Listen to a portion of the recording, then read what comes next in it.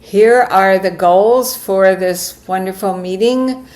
We will learn about Medicaid and SNAP organizing drive and how the Nonviolent Medicaid Army is gearing up for 2027. Understand how the big, beautiful bill for billionaires, HR 1, will impact your state and what you can do about it. And then getting involved with the mass action for Medicaid, September 19th, 2026. So we can go on to our agenda. Next slide. So our agenda, we will start with our community agreements. Who is the NVMA? An open call to participate in the mass action for Medicaid, small groups, and closing. So we can move to the next slide for community agreements.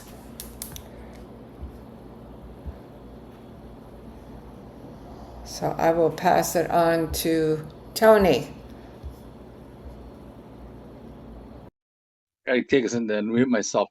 This is Susan from New York.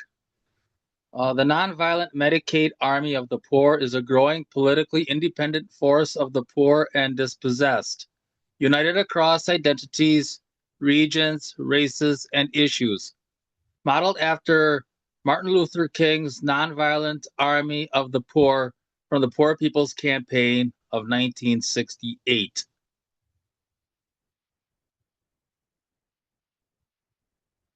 Next slide. And here we have Ashley from Maryland. Those who are on or excluded from Medicaid represent the diversity of the entire working class and are impacted by every single front of struggle: housing, living wages, food, education, debt, migration, incarceration. The fight for Medicaid is common to the North and the South. Next slide. And here we have Glenn from Pennsylvania. Being on or excluded from Medicaid objectively unites a huge section of the leading social force, the group of people that has the most to gain and the least to lose from a fundamental transformation of society.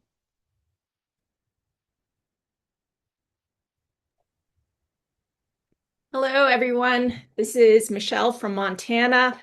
She, her pronouns. It's great to be with you here today. I'm going to go over the Mystica section. Mystica is a term that we have borrowed from the Brazilian landless workers movement, called MST for short. The MST is the biggest movement of the organized poor in the Western Hemisphere with 1.5 million members.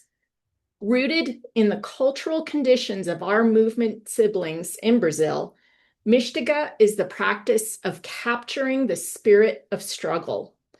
These are the lessons, hardships, feelings, etc., of historical and contemporary struggles for human rights and liberation, and they're expressed through song, poetry, dance, chants, ritual, art, and theater. While it's limited through the digital medium, Mystica is something that we are defining together and a growing practice, and we are growing a practice in our organizing. One of the most important aspects of Mystica for us is how we use it to build the collective identity of the working class as a whole. So today we're going to show the 2025 Day of Action video, which was back in September last year. And during this time that you're watching this video, we ask that you not refrain from writing anything in the chat window so that you're fully present and absorbing this video. Thank you very much. Fight, fight, fight! Healthcare is a human right! A dozen states rallying to demand an end to Medicaid cutoffs. The a protest organized by the Nonviolent Medicaid Army. If we can unify, we can create a movement of poor and working class people, and we can change the system.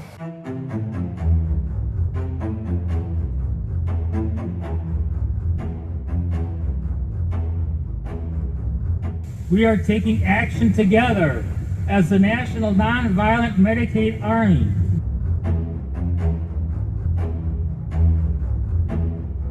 I didn't fall through the cracks. I was pushed by systems that ration care, criminalize need, and treat survival as a privilege. We will not die in silence. That's what this day is about. Went down to the rich man's house and I took back what he stole from me. Took it back. Took back my dignity. Took it back. Took back my dignity. Now it's under my feet. Under my feet. Under my feet. Under my feet. Ain't gonna let no system walk all over me. We are taking action together as the National Nonviolent Medicaid Army in more than 10 states across the South, Midwest, Appalachia, and the Northeast to declare Medicaid cuts equals policy murder. Medicaid cuts equal policy murder. Policy murder. Policy murder. Policy murder. Policy murder. Medicaid cuts are policy murder. Who is the Nonviolent Medicaid Army?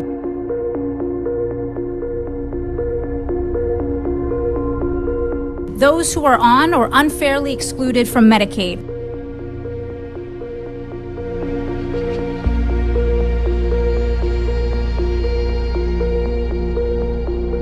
So we say the change begins with the telling of untold stories. I'm one of those that gets $23 a month in food stamps. I worked 35 years to be treated like a piece of shit. This year alone, I've been rushed to the hospital for 4 different times for 4 emergencies. If it wasn't for Medicaid, I would be drowning in bills bigger than my future. So I can choose to have health insurance and have no money, or have money and no health insurance. If you're sick, it's not your fault. If you're poor, it's not your fault. I've spent most of my life too poor to afford care. When I was laid off in the pandemic, I was able to get on Medicaid, and that was the first time in my life I was able to see a doctor on a regular basis. The worst part of my job every day was when a mom would come to me and she would say, "Hi, I'm here to pick up medicine for my son or daughter so-and-so. You know, I need to pick up their emergency inhaler. I need to pick up my daughter's EpiPen." And I always had to be the one to tell them, "I'm so sorry, but your insurance won't cover it. I hope your kid doesn't die." They don't want to pay for you to live. They don't want to pay for your kids to live. And they damn well want to pay even less by letting AI tell you that you can go die.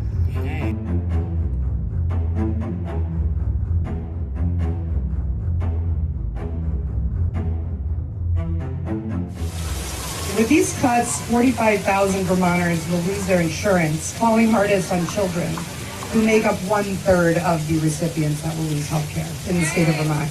There is a perpetual war on the poor. There is a perpetual war on the working class. Cuts to Medicaid don't just shrink a budget. They take away care from families, kids, and schools, and people living with mental illness. When I was sick, we went to the doctor. When there was an emergency, we went to the ER. I swallowed a quarter and got really sick. Oh, no. My mom was always able to get me the care I needed, even when she lost her job, and we lost our regular insurance. She never had to question if we could afford to go to the doctor or urgent care, because Medicaid and Child Health Plus keeps kids like me healthy and in one piece. Last Friday, I had a prostate biopsy. You know, earlier this week, I had teeth replaced in my mouth. I work 2 part-time jobs and I DoorDash, none of which provide medical health coverage. So without Medicaid, I could be walking around unbeknownst that I have cancer or toothless. I came to know the NVMA at a time when I was on Medicaid, and I know now, having employer-based health insurance, that Medicaid was the best health care I've ever had. That's right. Because it was free. I didn't have a copay, I didn't have a deductible, I didn't have a premium, and it's free as it should be. Yes. Because it's our human right. Like, we should just have this. They are trying to kill us.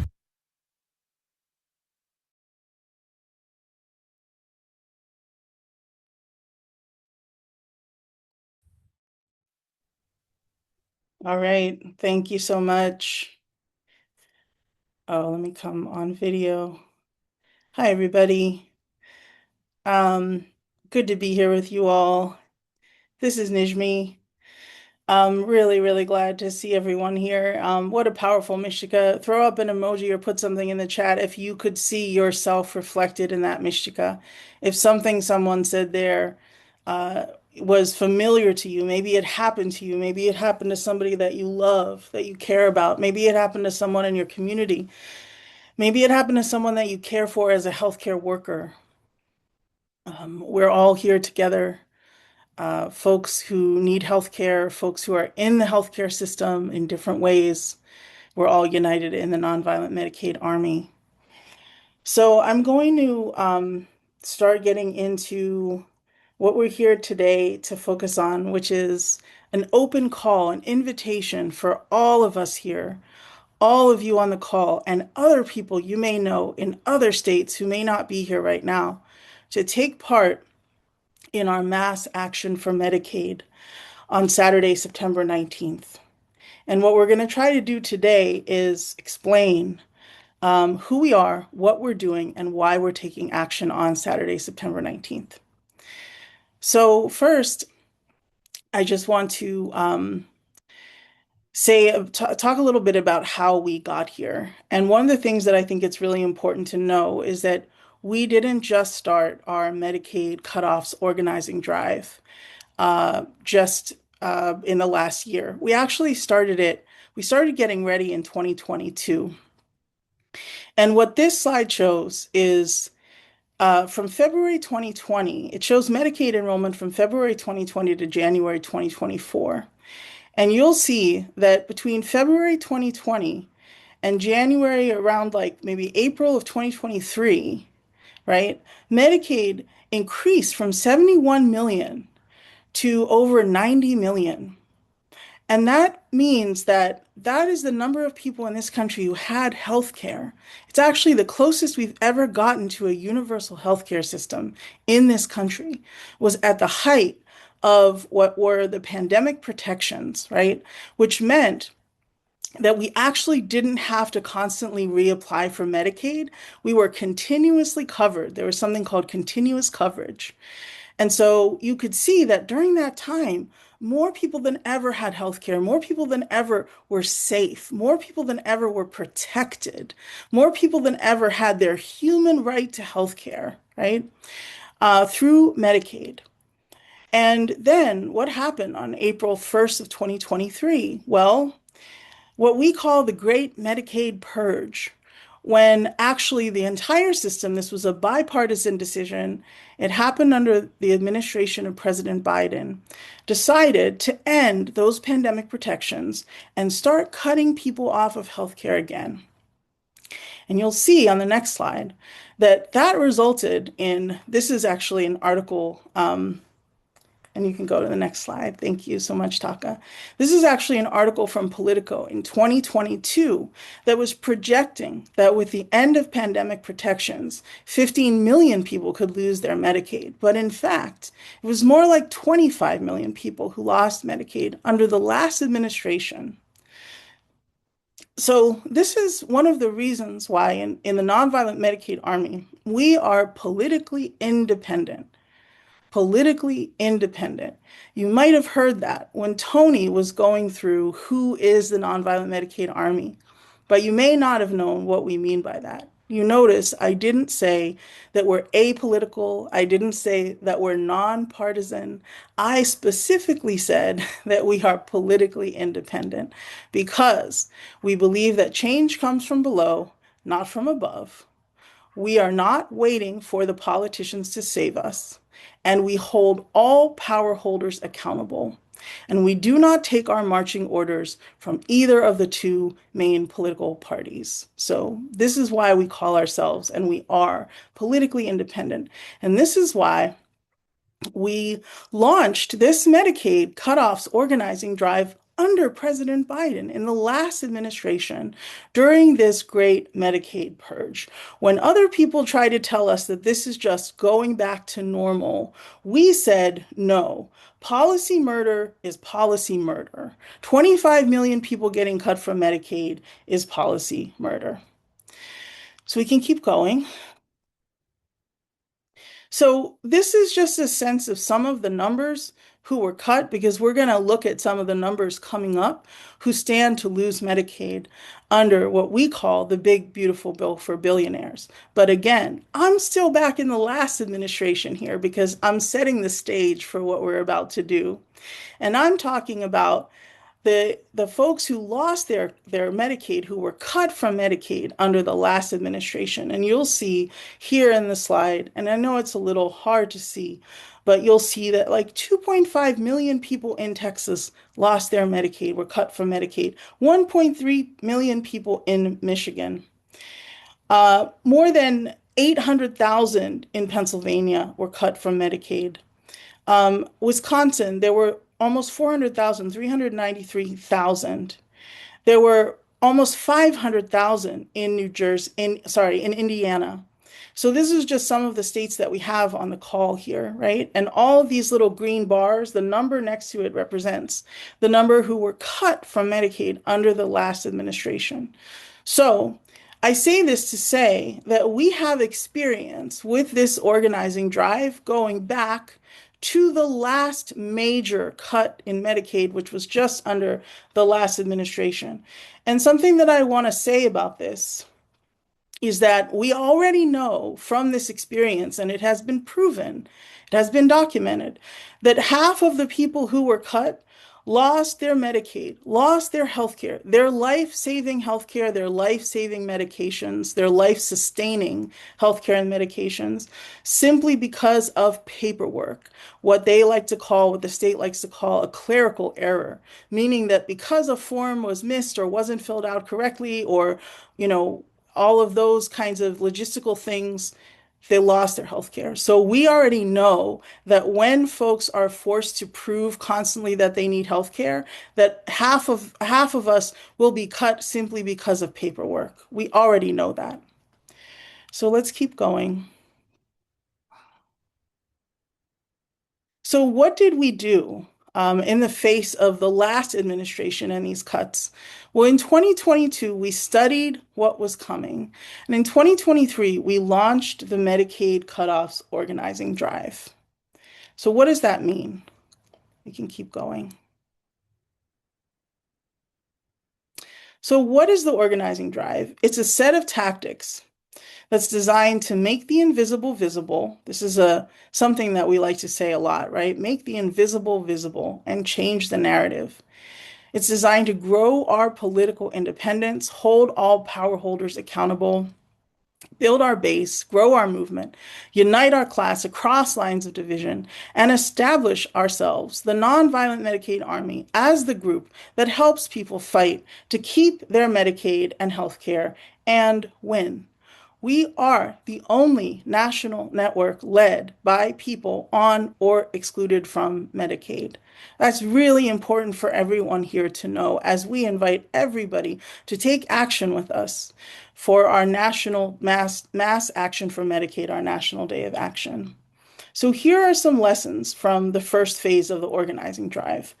We learned that we can assert our healthcare rights and grow our formations by organizing to help our base apply for Medicaid and appeal when they get cut off.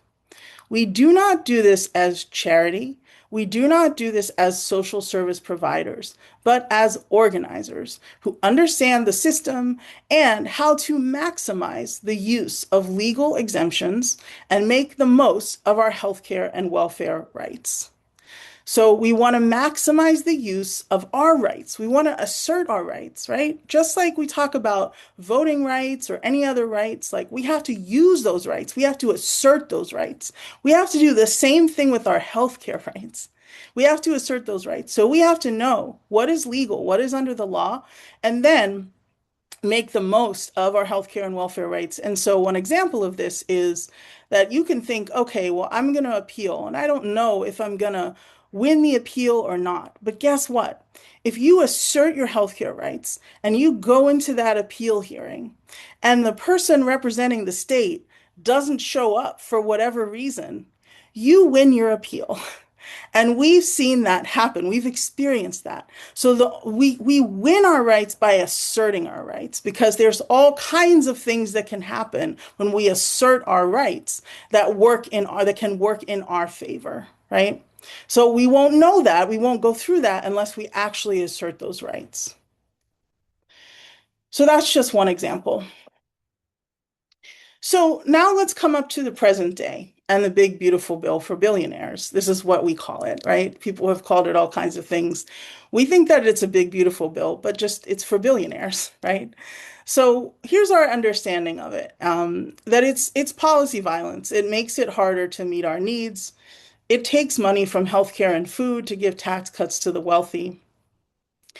It amplifies, it ignites, it fuels state violence. There's more money for ICE, deportation, and militarism. And it also fuels environmental devastation by doubling down on dirty energy and fossil fuels. So essentially, it is a victory for Wall Street, and it's a blow to the working class. We keep going.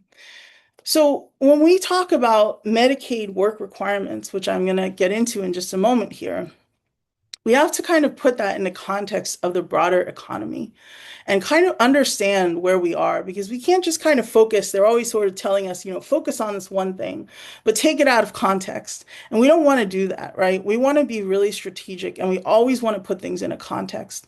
So what you see on the left is showing that US workers right now are getting the smallest share of the wealth that we create, the smallest slice of the economic pie on record since they have been keeping statistics on these things. We are currently getting the smallest slice of the economic pie on record.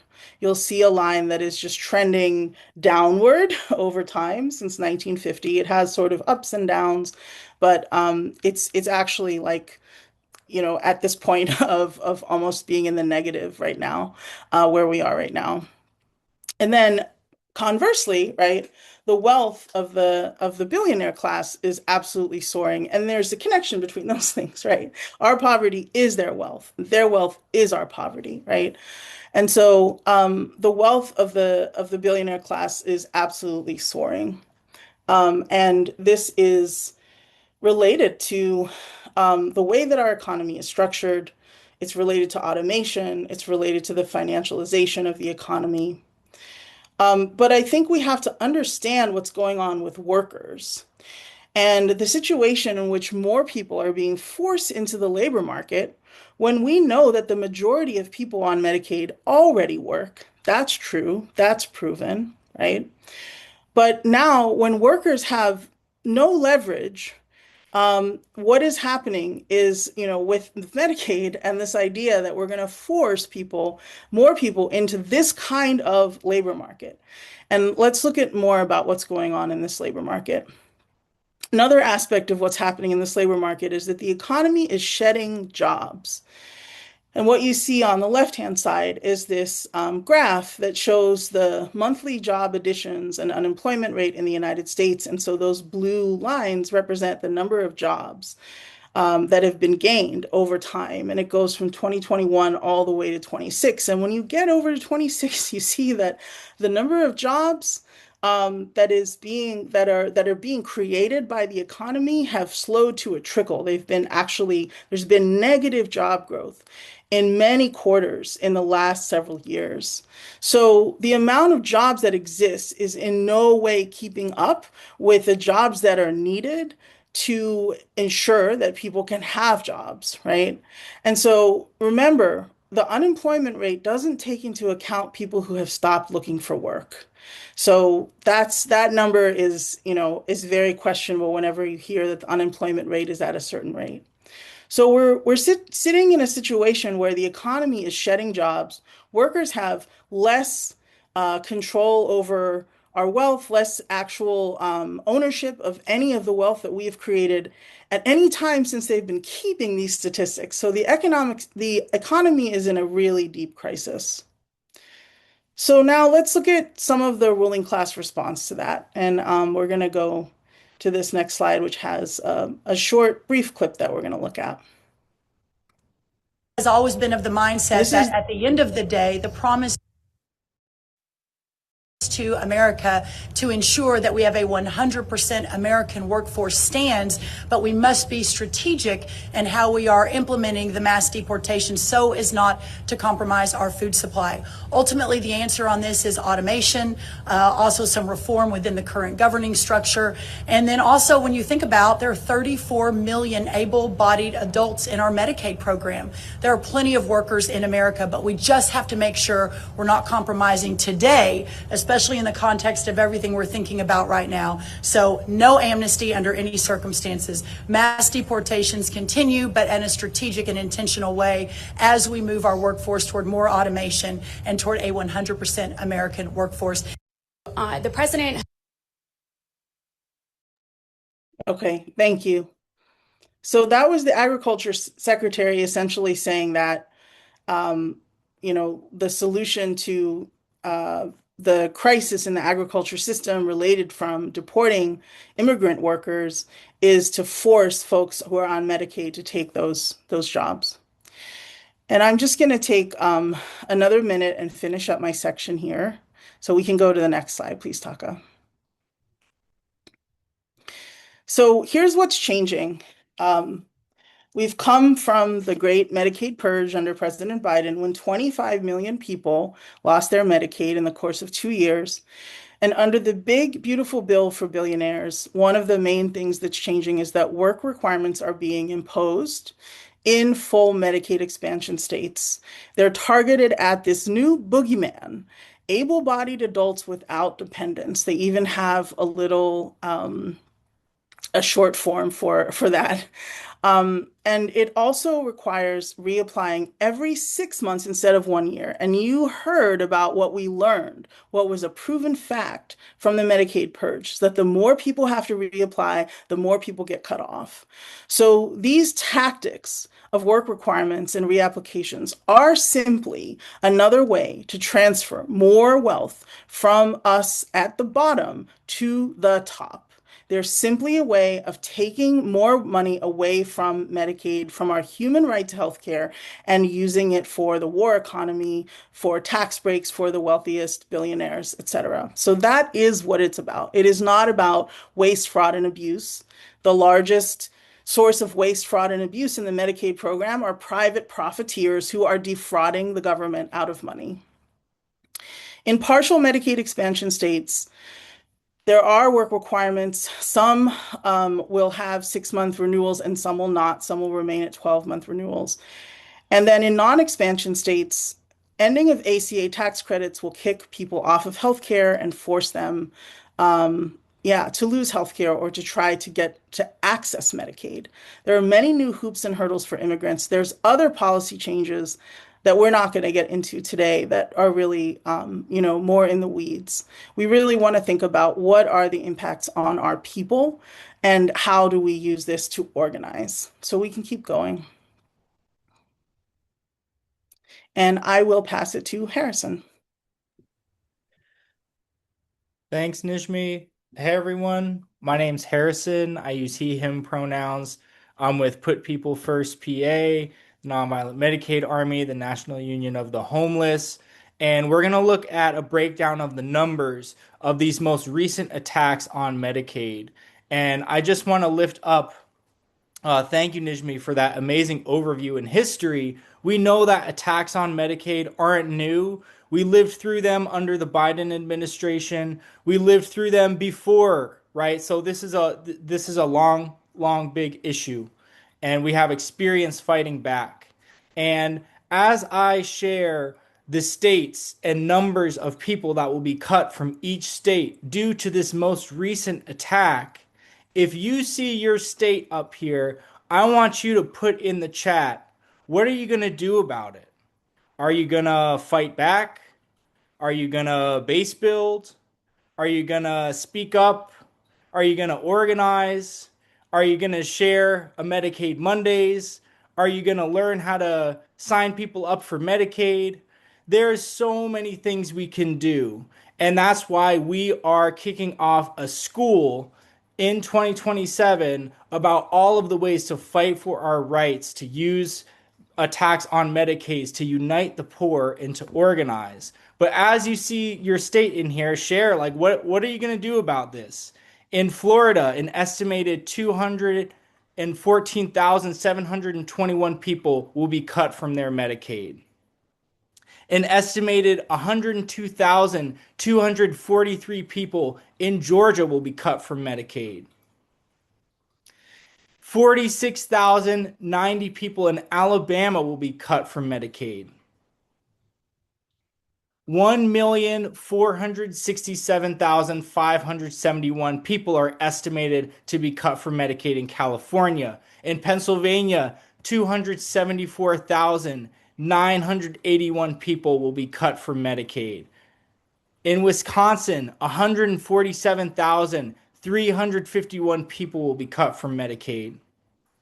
In Vermont, an estimated 20,548 people in Vermont will be cut from Medicaid. An estimated 229,953 people in Texas will be cut from Medicaid. An estimated 270,670 people in North Carolina will be cut from Medicaid. These are all people that stand to be organized. In New York, an estimated 831,625 people will be cut from Medicaid. An estimated 126,528 people in Indiana will be cut from Medicaid.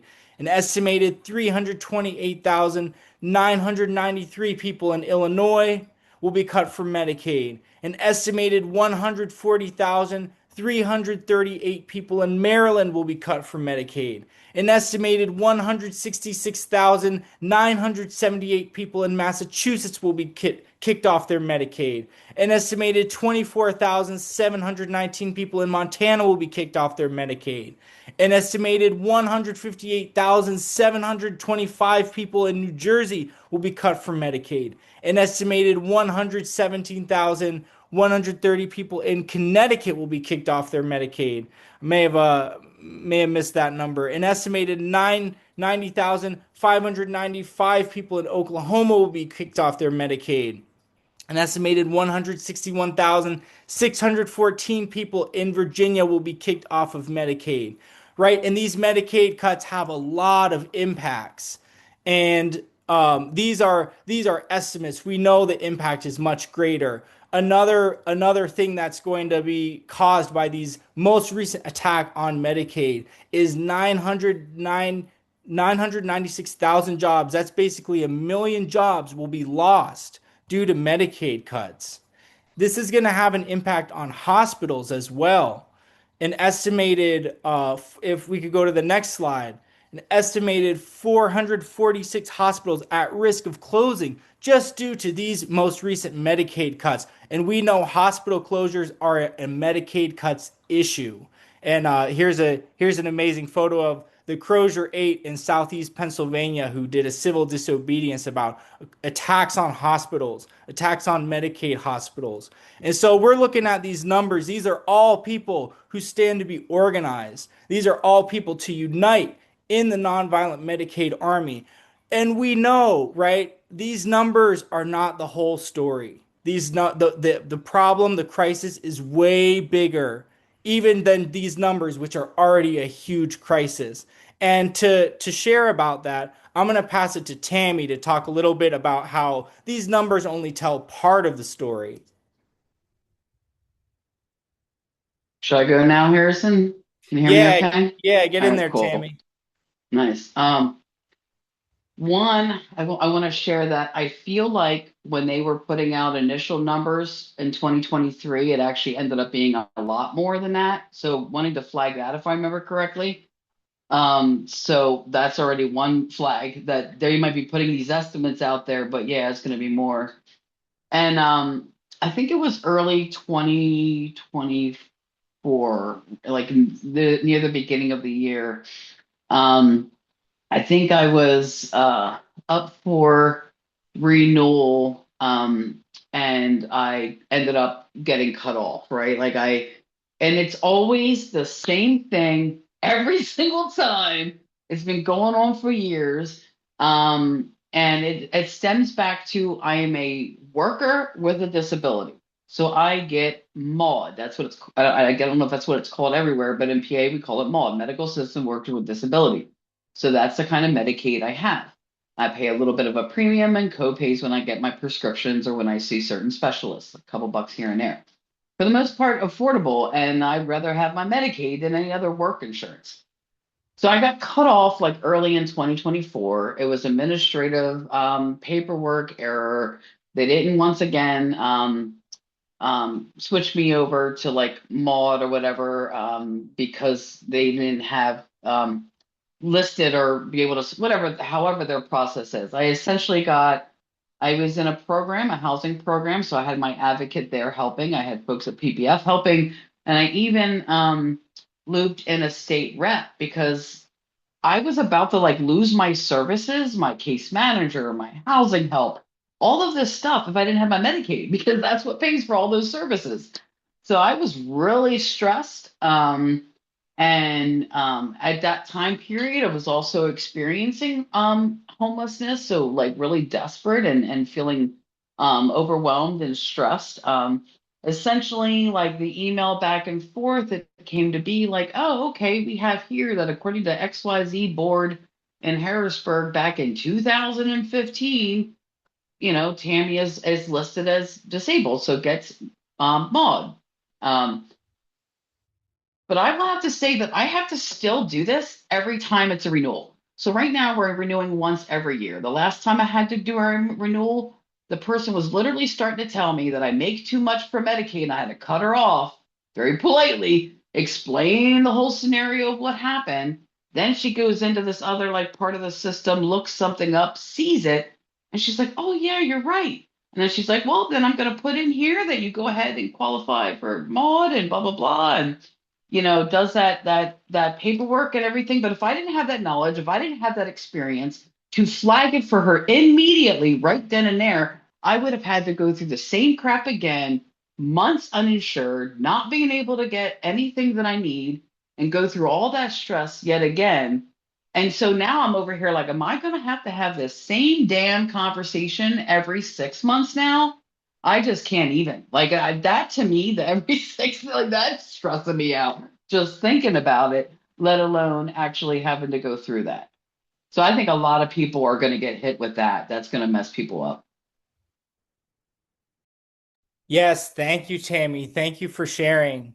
So the folks we know that just renewing Medicaid is a struggle. And so not even counted in these numbers of people that are cut are the millions of people that will be thrown in to an even more intense struggle for Medicaid. So thank you so much for sharing, Tammy. Freedom isn't free. Anything the ruling class gives us, they can take away. And that's why we're demanding Medicaid for all and healthcare as a human right. Nothing less. And I will go ahead and pass it over to Kareem, who's going to talk about the mass action for Medicaid.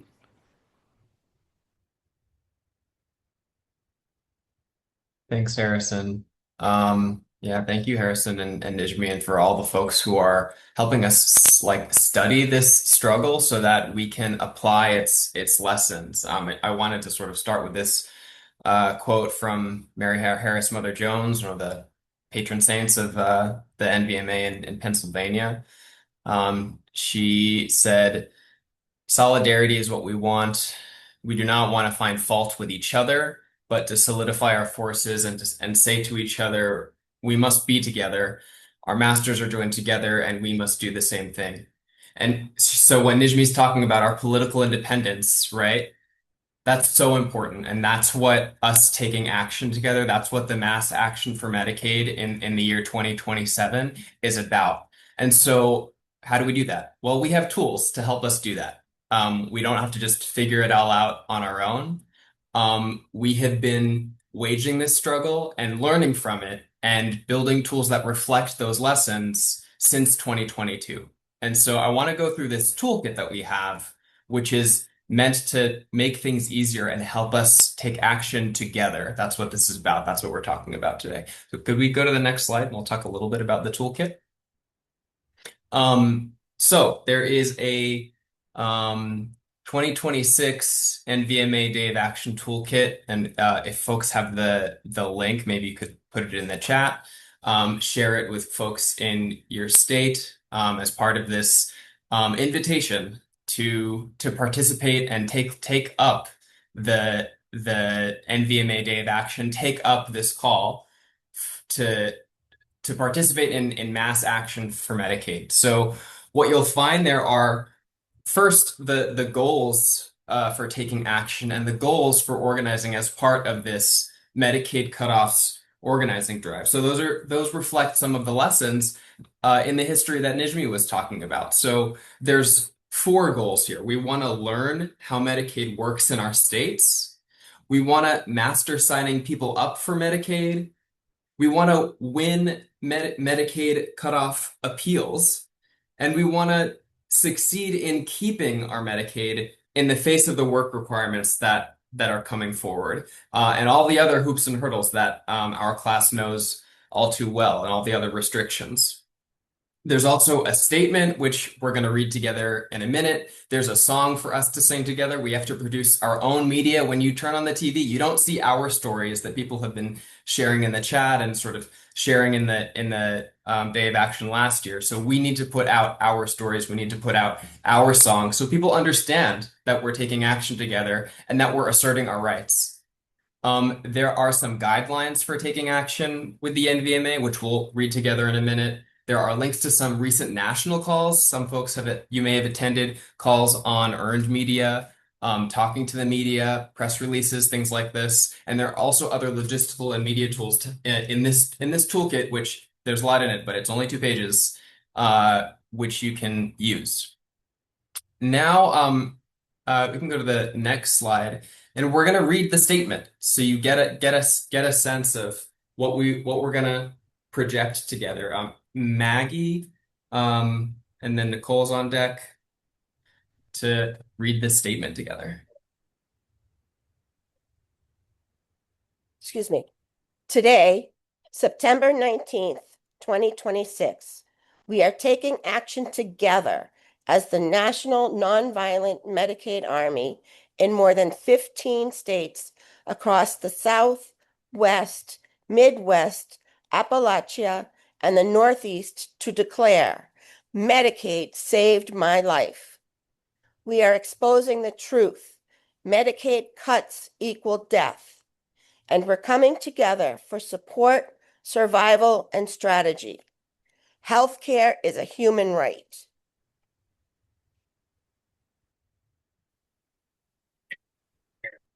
The nonviolent Medicaid Army is of 2023 cut over 25 million people off Medicaid in just 1 year. Now, the big beautiful bill for billionaires will cause millions more Americans to lose their health care over the next 10 years.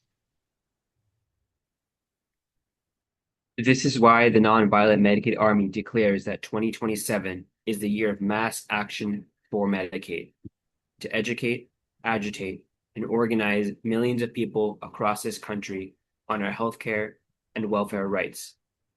We say, no hurdles, no cuts. Medicaid for all of us. Hospitals are closing and data centers are opening, cutting Medicaid and food stamps, making it a crime to be without a home, destroying the earth, waging wars, and arming genocides all have the same root cause, a system that produces poverty in the midst of plenty. This year is the 250th anniversary of the United States of America. This country is founded on the right to life, liberty, and the pursuit of happiness. Since the signing of the Declaration, elites have twisted these values to mean the right to sacrifice life, the liberty to exploit, and the pursuit of profit above all.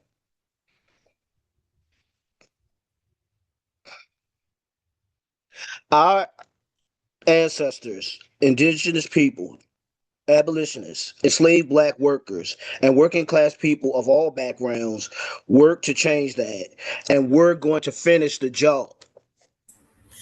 We're getting into step, uniting across all lines of division and asserting our political independence. Join us. Who are we? The Medicaid Army.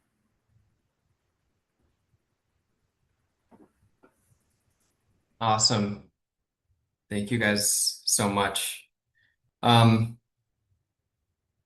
so can we just actually pull up the guidelines? I want to go through the guidelines quickly before we just, yeah, repeat this invitation. Could anyone anyone come off mute and read the first three of these guidelines for taking action with the Nonviolent Medicaid Army? Guidelines for taking action with the Nonviolent Medicaid Army. Do not give politicians a platform. Our problems exist long before the last election. All of our events and activities are clear on that in our speakers and messaging. The United States is the greatest purveyor of violence in the world today. MLK, don't attract the violence of the state.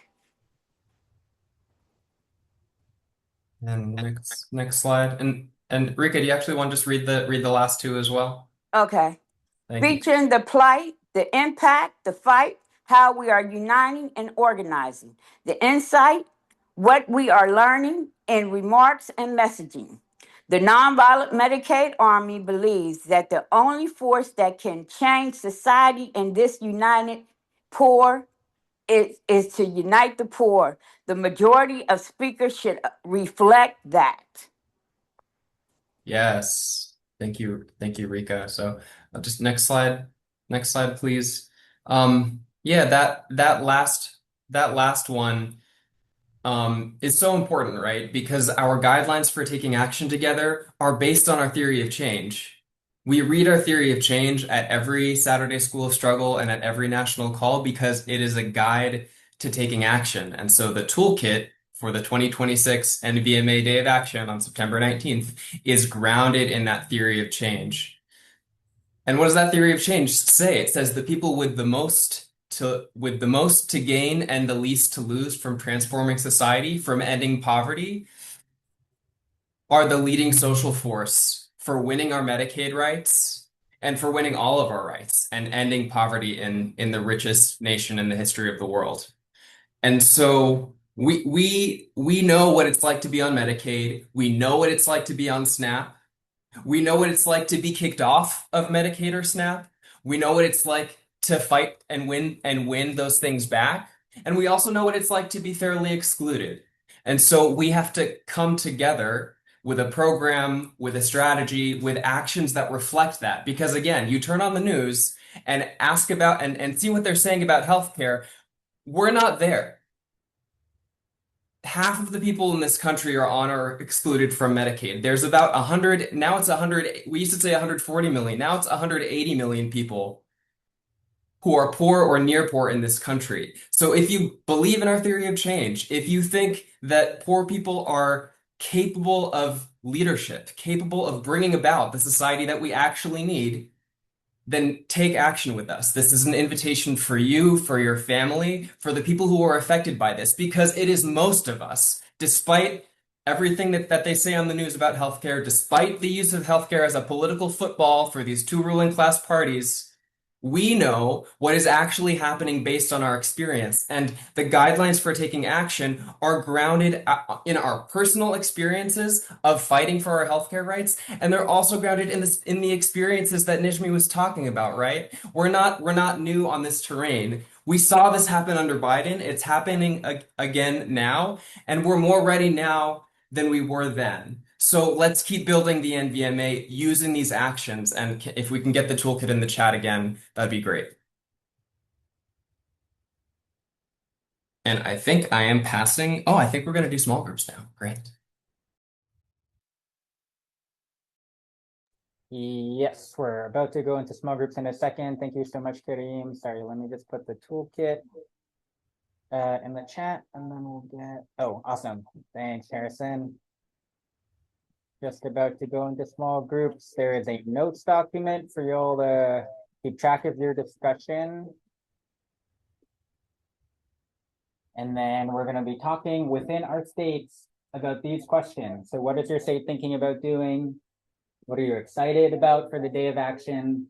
What questions do you have and what needs do you have? And we're going to go for about 20 until 2:25 on this. So we have a bunch of time to talk through your planning for your action. Let me just make sure I got everybody. Cool. Welcome back, everybody. I hope everyone had some great discussions. Do we I am hosting this watch party, so it's a little hard for me to see, but any we just have a couple minutes, but anybody want to throw out like what they discussed, what you're planning, if you're excited, and you can just come off mute.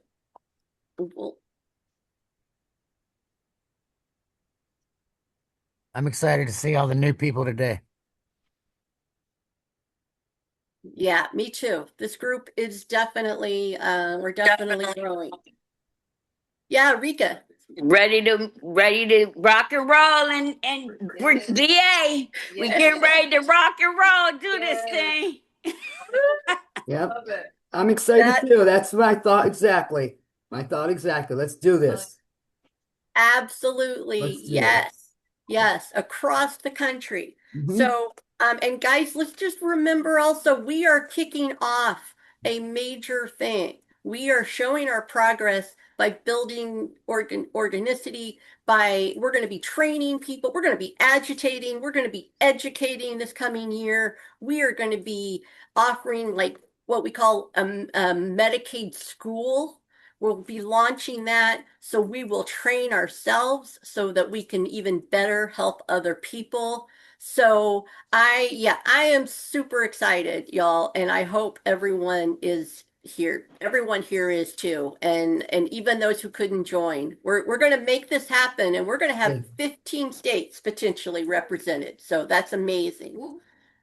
All right, I will turn it. I think I'm turning it over to Bruce. Yeah, thanks, Kelly. Yeah, before we get into some next steps, we've already alluded to, let's show some love and appreciations to the work that went into this presentation today.